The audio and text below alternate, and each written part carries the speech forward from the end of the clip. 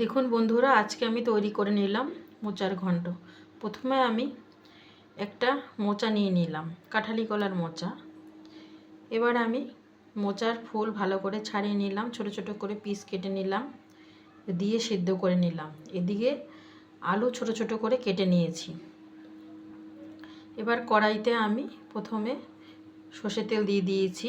এর মধ্যে দিয়ে দিলাম গোটা জিরা, এলাচ, দারচিনি, তেজপাতা, শুকনো লঙ্কা। এর মধ্যে আমি কিছুটা পেঁয়াজ কুচি দিলাম, রসুন কুচি, আদা কুচি। ভালো করে নেড়ে চেড়ে এর মধ্যে আমি আলু দিয়ে দিলাম। আলু লাল লাল করে ভেজে এর মধ্যে একটু হলুদ আর নুন দিয়ে দিলাম, দিয়ে সিদ্ধ করা মোচাটা দিয়ে দিলাম। পুরো উপকরণটা ভালো করে নেড়ে চেড়ে চাপা ঢাকা দিয়ে দিয়ে আমি রান্না করলাম।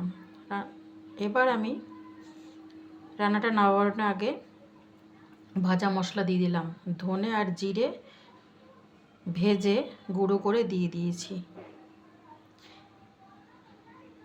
এরপরে একটু মিষ্টি দিয়ে দিলাম আর একটু ঘি দিয়ে দিলাম। এভাবেই আপনারা মোচার ঘন্ট করে খাবেন, খুব ভালো লাগবে। কম উপকরণে এভাবে রান্নাটা করে খাবেন। আমার চ্যানেলের পাশে থাকবেন। অসংখ্য ধন্যবাদ সম্পূর্ণ ভিডিও দেখবার জন্য।